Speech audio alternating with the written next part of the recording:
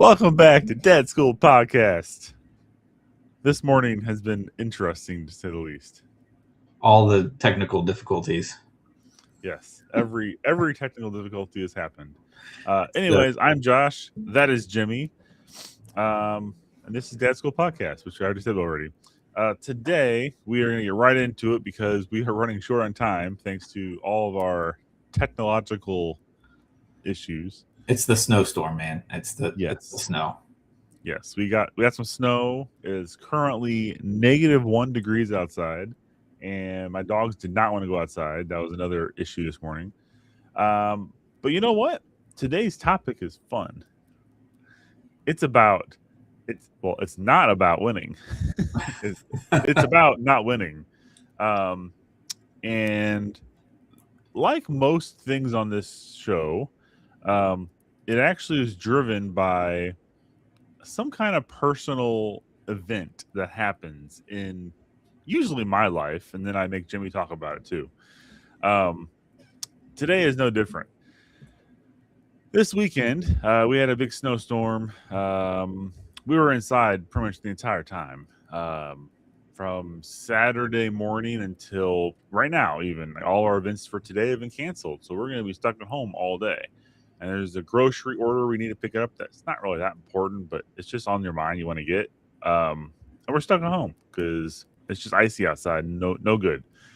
So whenever we do that, it seems like a great idea to play a board game, and Yes. that's what we attempted Saturday night. And our kids like playing video games. Our household's a gaming household. With the exception of my wife, she is practical and uses her time wisely instead of wasting it on games. But we came together and we sat down at the table. My youngest didn't want to play. So we were trying to get him to play. We were trying to play Skull King, actually. And we were trying to get our youngest to play that, but he wouldn't. So we sat down. This game has become interesting for our family. And I apologize for introducing it to you. No, we actually, I love it. My wife loves it. But the problem is our kids get really, really like upset about different strategies and techniques.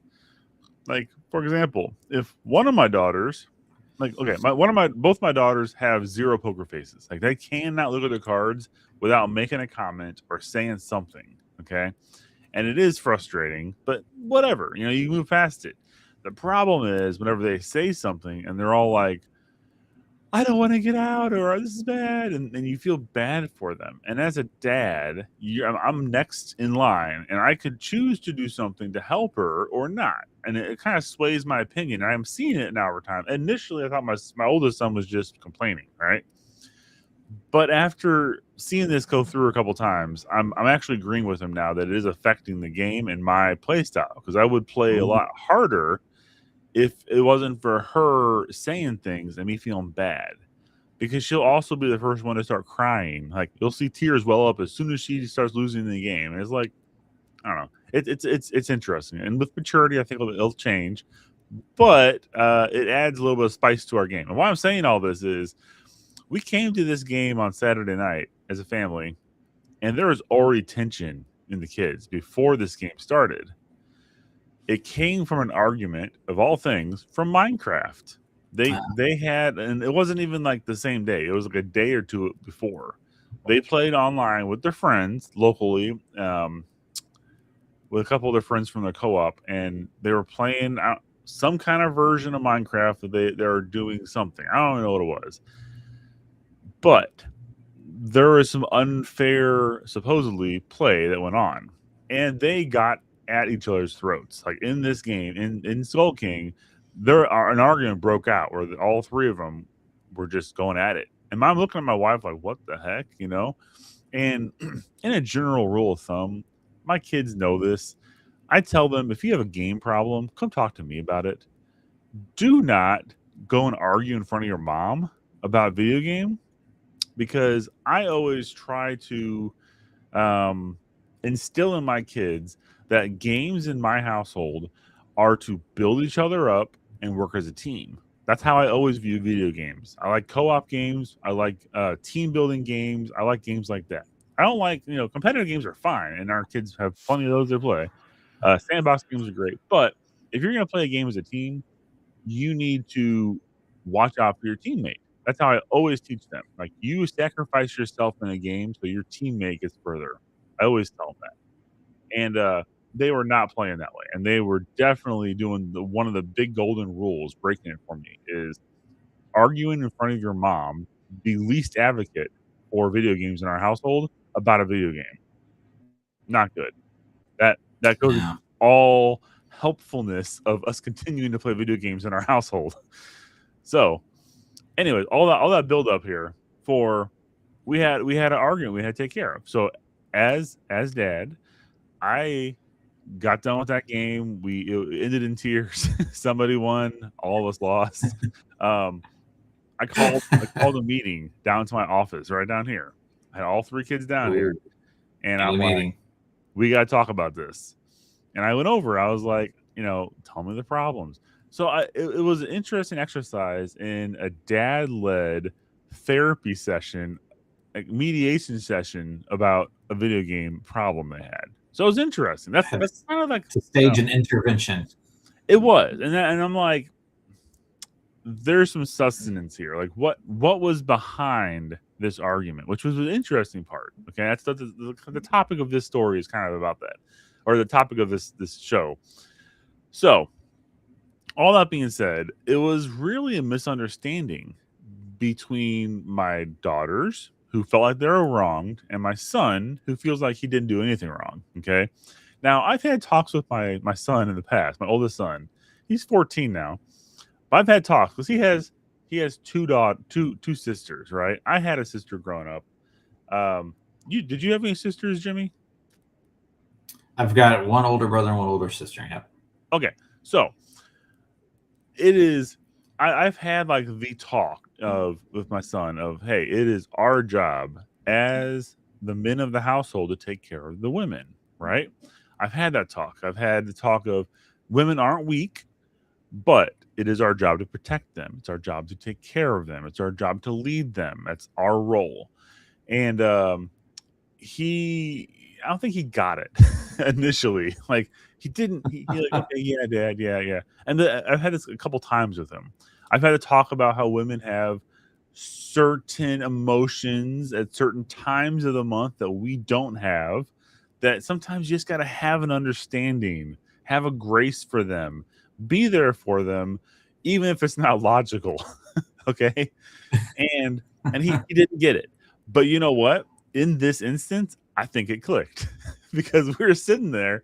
And as soon as I said, I was like, we've had this talk before. You see all his lights go, oh, because one of his sisters was having a moment of like, it wasn't rational. It was a video game. She just won at Skull King. And now she's down here crying because she felt hurt about a video game a couple days ago. And it made no logical sense at all. It's like, just move on. It's a game, But it was really important to her. So I had to have a talk with them. Like, sometimes people have things that are really important to them that they hold on to. And it's more important to them than you.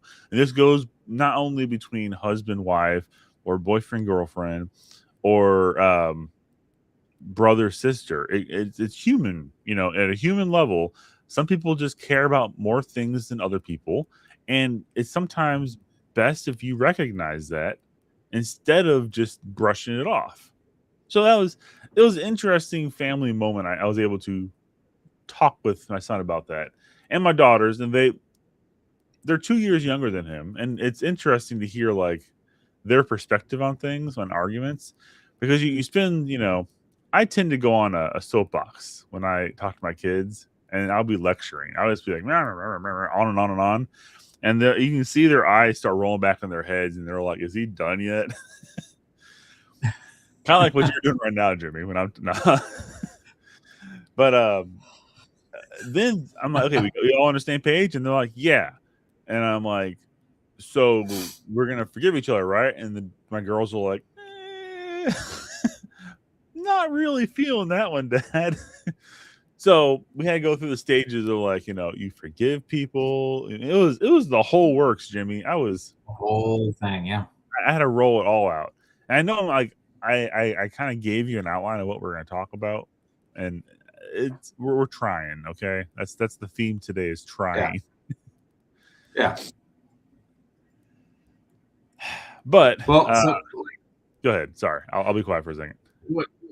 what's interesting for me, going back a long time, I got to do some long term memory recall from So in hurt yourself. college. My actual degree in college is in recreation, and a minor in psychology as well. So I feel like this could actually be pertinent. I had a class that my wife makes fun of me all the time. There was a class that the name of the actual class was Introduction to Leisure, which is like the most name of a class for a college class like ever.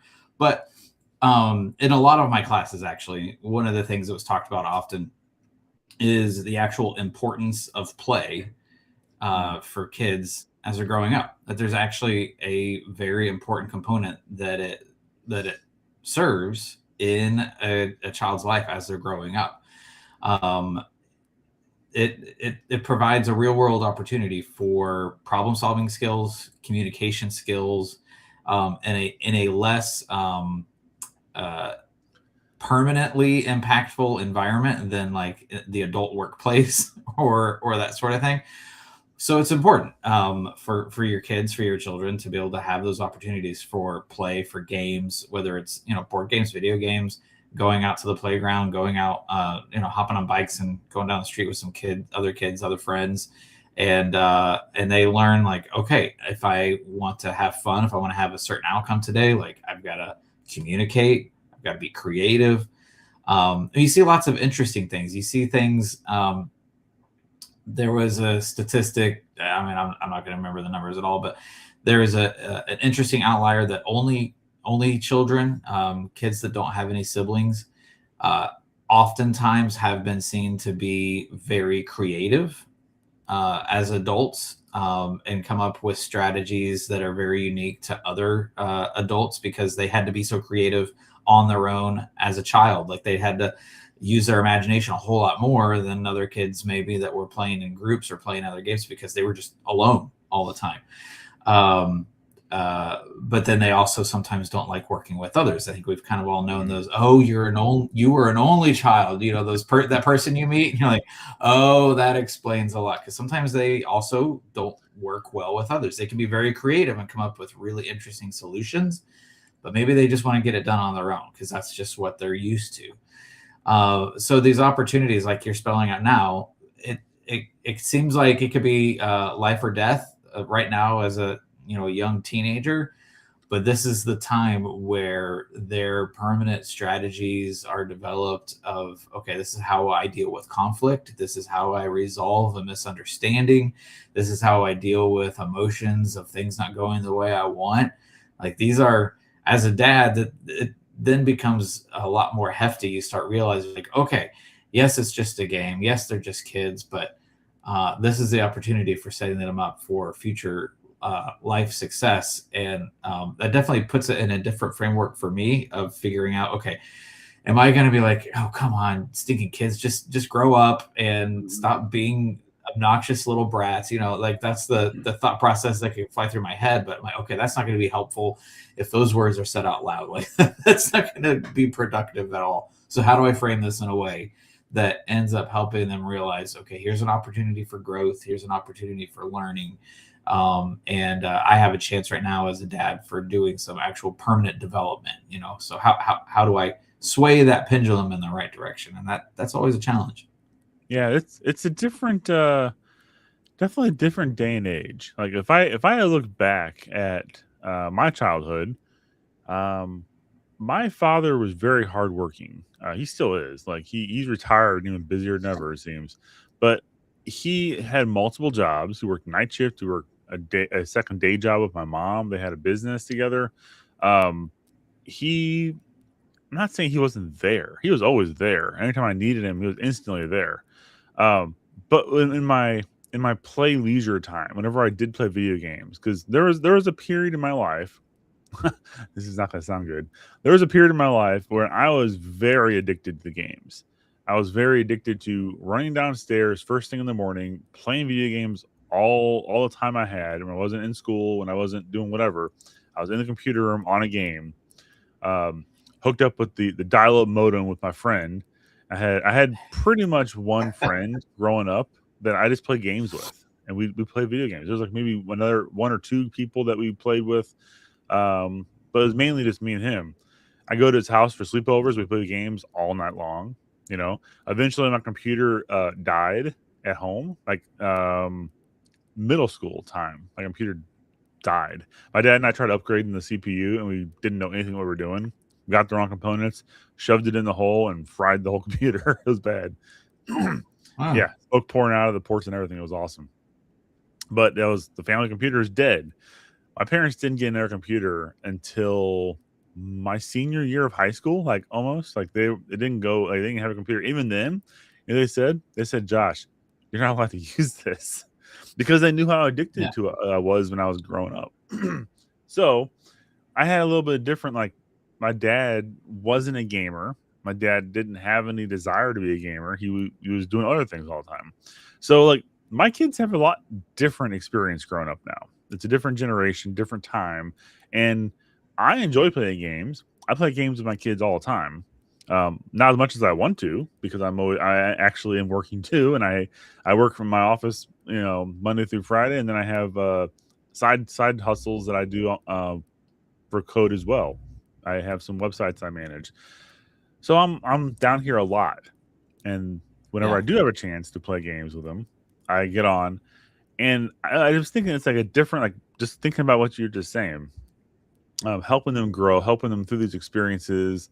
Um, this is like their world right now. Like this is important to them, and I have to be careful about that because I'm always cautious about letting my kids be too addicted to computers. Whenever I start seeing that happen, I see my son or my daughters running to a computer and that's all they want to do.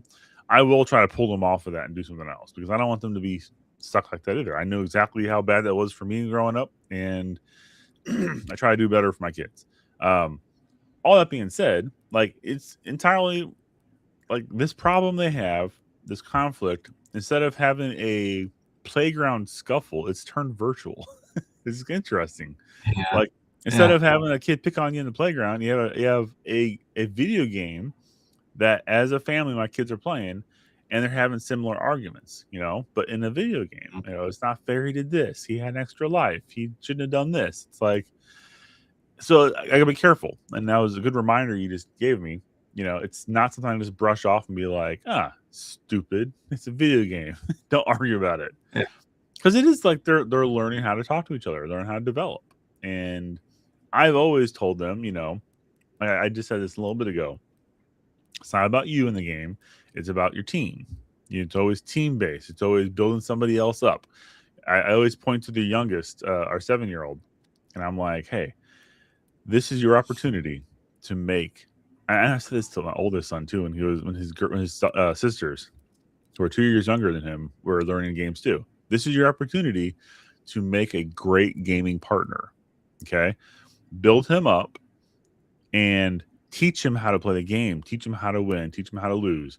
When you lose gracefully. Teach him how to do that. Teach him how to compliment somebody else for a good game. You know, and that's skills I think I'm trying to instill in them, and it is helping. I'm not kidding, Jimmy.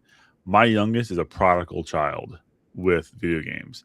He is in some games that older people play, destroying them, like absolutely destroying other players. And he's only 7. I'm like, if they knew that a 7-year-old just killed him that bad, like and this is like, you know, once is par for the course for our show. But one of my daughters and my 2 sons and I were playing a game this past, you know, just I think it was Saturday we were doing this. We were in this game, and it's a first person shooter. We're going, and it's 4v4. Okay. We ended the round, and Oliver, my youngest, had more points, more kills than the top player on the other team. That's how bad we smoked that team. And we were like, if they even knew that a 7-year-old just wiped them that That bad, was the one. and my 14-year-old and my 12-year-old daughter. Like, if they even knew that three-fourths of that team was that young, they would uninstall everything and just quit the games right now. They wouldn't even play anymore. They'd just be like, uninstall, done, I'm off. But anyways, I'm not trying to brag. It's just like, I love that. Was a proud dad moment for me. Like, seeing that them When come they put together. esports on the Olympics, he'll be getting that esports. We'll be there. We will have a team. We'll have the rad team. It'll be amazing, right? But that's like, that gives me joy, and that was like one of the first times in a long time, probably, that I was super proud of my kids in a video game fashion. Like, as a gaming dad, I was like, oh, almost brought a tear to my eye. It was great. But all that being said, back to the whole conflict resolution. Okay, I was looking at this closely. Let me look at my notes real fast. Okay, so we dug into the issue. Like, we were digging into the issue of why they're mad at each other, and it came down to some interesting components, which took me a while to dissect and understand. And I actually didn't really realize these more until after the fact. When the argument was already done, and my resolution, they already left the office, and I started really digging into this and looking at this for this show. A lot of this comes down to like a heart question from them. Like, what did they want out of this argument? Like, if you look at my daughter who's crying in this context, and we're in my office, and we're like, what do you want? Like, what is that? Is that the I don't know what movie that is, but he's like, what do you want? What do you want? And the girl's like, I don't know. But the same thing happened here. It's like, what would make you happy? What would be the best solution out of everything? And then you give them the options, like, do you want your brother to always do this? Well, no. Do you want him to always do this? No. And it's like, okay, so what do you want, really? And it comes down to, everyone wants to be right. No one likes to be wrong, especially in the middle of this context when you're pointing out their logic might be flawed. So you gotta be careful as a dad with that. Like, you get to a point in an argument where you realize that you have your kids and you figured out the problem, and now it's time to get them to realize the problem, right? And admit it almost. But you got to be careful, because it's not about proving them wrong, right? It's not about proving yourself right in the mediation of this argument. It's really about making them understand how to treat people, right? And it's really it's not about them being right or someone else being right or someone else being wrong, which usually comes down to that. Like, I don't know if you've experienced this with your daughters, but when you bring up something to them that they did wrong, or you try to point something out, what's the first thing they'll say? But she did this, or they did this. Yeah. And it's like, why do we do that? Why is the blame shift and like the moving of the goalposts so prevalent in youth? But it's not just youth. Like, it's adults too. Like, a lot of these things we do too.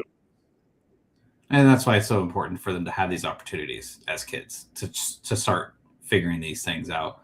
And I like that you brought them down to the basement and you gave kind of a debrief, because that was always one of the important parts for when I was working in, I used to do a lot of work on ropes courses, do outdoor adventure skills and all that sort of stuff, team building and all those things. And you would get people, climb the 30-foot telephone pole and stand on top of it. And that was always, bust someone out of their comfort level and do something crazy that they didn't think they were capable of. And that in itself in the moment was always like a big moment, a big experience. But it was always the actual debrief after the fact, that when you would sit down the group or sit down the individual and talk through, okay, what were the emotions you were feeling? How did it feel when you conquered that fear, when you accomplished the thing you didn't think you were capable of? And it's going through that actual debrief at the end. That's where the impact like really, really started to resonate and hit home for a lot of people. And so that's the same thing with play opportunities and going through a lot of this conflict and stuff. It's that debrief afterwards that can end up having the most impact. So like the fact that you brought them down, you had a group conversation. I would maybe even push you to try to do more one-on-ones from time to time too. Yeah. But getting into that nitty gritty of, okay, so this was situation. this was outcome. Didn't seem like we liked this outcome, so let's dissect it for 5 minutes. Let's just talk about it. But that debrief can be super impactful. Like I've always hated the people. It's just a kind of a common axiom. We learn from our mistakes. I know plenty of people that make the same mistake over and over again and don't seem to learn a single blessed thing. Yep. Our kids also don't seem to learn from their mistakes. Exactly. Yeah, exactly. And so I've always taken it as, no, we don't learn from our mistakes. We learn from taking an opportunity to observe and debrief, or, whatever you want to call it, to dissect our mistake. And that takes a deliberate moment of self-reflection, self-observation, and then, okay, what can I do different next time? And that's the only way that a mistake can actually be something worthwhile in the future, is if we actually deliberately observe it, dissect it, and go, okay, I didn't like how that felt, and I want to move past that. What can I do different next time? Right. That's kind of why, the thing you're saying about out of your comfort zone, it's very popular, even in the workplace. Like I experienced this early on in my software engineer career. They'd have code reviews, and it'd be public code reviews where you sit down in a room with your peers and you dissect your code and what you did, and everyone would give an opinion on how you did it. And coding, yes, there's a way to do it, and there's a right way and a wrong way, but there's many right ways and there's a lot of wrong ways. And it's almost, I'm not going to say opinion based or style or creative based, but it can be. Like how you approach a problem and how you solve a problem directly ties into your problem solving skills as a human being when you're a software engineer. And yes, there's instances where there's only one way to do something, yes. But a lot of times you can do a lot of different ways, and it might make sense to you, but it might not make sense to somebody else. And defending that in a public setting can be intimidating, especially when you have some people who are more intelligent on the spectrum of intelligence, and they don't always have the best social niceties that other people have. So they're very blunt. And if you're not careful, you can get you can offend people pretty quickly. So taking it back to the kid situation, like you have like public shaming of sense. Like you were saying, like if I bring them all down here and I'm like, what did you do wrong? Why did you know? And yes, it's I didn't do it in front of their mom. I am a very big fan of shock treatments for like shock and painful instances to make you not want to do something again. So if my kid doesn't turn a homework assignment in, I'm like, you lost games for a week. You lost your computer access for a week or more. And that's like devastating to them, right? So yeah. that I think people learn about that. Now, there's lots of different views on that. And like you're saying, like a one-on-one learning situation might be best, but like, how do you get that across that this is important sometimes? Like, how do you get that into their heads that you can't repeat doing this? Like your initial reaction is something so damaging to their not mental psyche, but like themselves, like what they hold valuable, that they don't want to do it again. Is that the best way to do that? Like, is that the best way to train somebody to not do something stupid again? Maybe. Like maybe not. I don't know. I personally don't want to be embarrassed in front of my peers. I avoid situations if I know that I'm going to be called out. It's a very big motivator for me. Like, it keeps me honest, I would say. It keeps me online to do what I should be doing if I know there's a threat that I'm going to be called out in a group and publicly shamed. But that's just me. Like, I know that about myself. Is that right to publicly shame your kids? Probably not. I don't know. Thoughts on that, Jimmy? Should we publicly shame our kids? I mean, it's one thing inside your own home, around the rest of your family, and then it's another thing up on a platform in front of all friends and peers and strangers. Those are different things. Like bringing this up to all of our 3 viewers for the world to hear the arguments in our house. Yeah. No, I mean, so okay, bring it all back together. it was a great for me teaching moment to my kids to be able to sit down with them and go over what happened. It's an exercise I don't probably do enough in conflict resolution with my kids. Most of the time, I'll step in as a referee and I'll be like, okay, stop being stupid. Okay, be nicer. It was good for me to come down to that level as a parent and really like listen. I'm going to listen to this person. Okay, you stop talking. Not your time to talk. Okay, you go and listen to this argument and make everyone listen. And then, okay, now let's hear your point of view. And we'll really talk to and open up more dialogue and conversation. So I guess a good takeaway, which might be our weekly challenge. I might take your thunder here, Jimmy. Sorry. Is this week, dads, you need to not create conflict, but you will find conflict in your life someplace. And I'm encouraging you to go and listen to your kids and don't make a mountain out of a molehill. But there's going to be something that you can step in and try to mediate better. Okay. And instead of just dictating the outcome, try to walk through logically with your kids. Now, this is very age appropriate, age conscious kind of thing. You can't sit there with some 2-year-olds and be like, okay, little Jimmy, why did you cry? It's not going to work. They have to have some logic and reasoning skills. Let's just say anything above what? 9, 10, maybe they can do this with. When they're old enough to reason a little more. Yeah. Take the opportunity this week to sit down and try to listen to the sides, try to have the opposing parties listen to the sides and talk about it in a respectful, kind way. Open up some scripture, maybe find some passages that deal with this issue. And then see how that works for you instead of the way you probably previously did it. Now, if you previously did this perfectly and everything I'm saying is for naught, then good for you. Keep on doing that.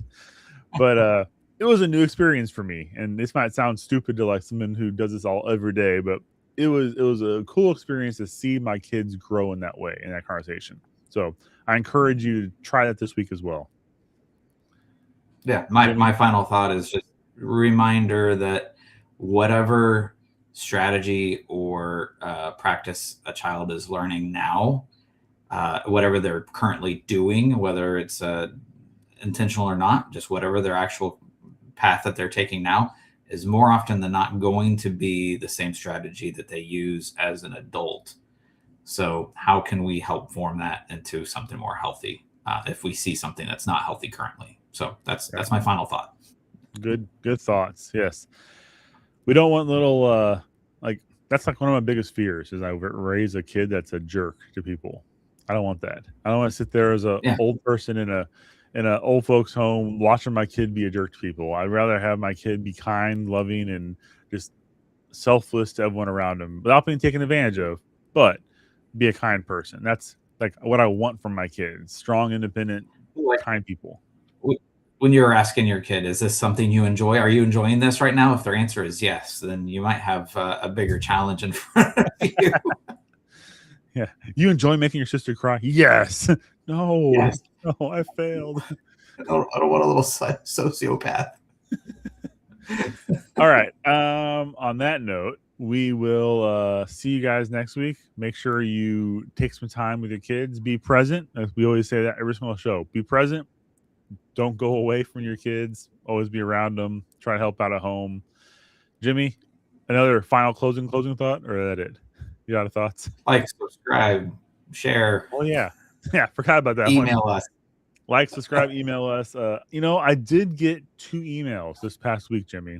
They're from the same person, and they're trying to sell us something. Like, they said they can sell us to be better podcasters. And I'm like, we don't need that. I'm not going to spend money to make money. And we're not trying to make money here. This is for our own therapy. This isn't for everyone else. So, yeah. So send us helpful emails, about your experiences. Not trying to sell us stuff. Just pro tip. All right. See you guys next time. Usually lands. Right. Bye.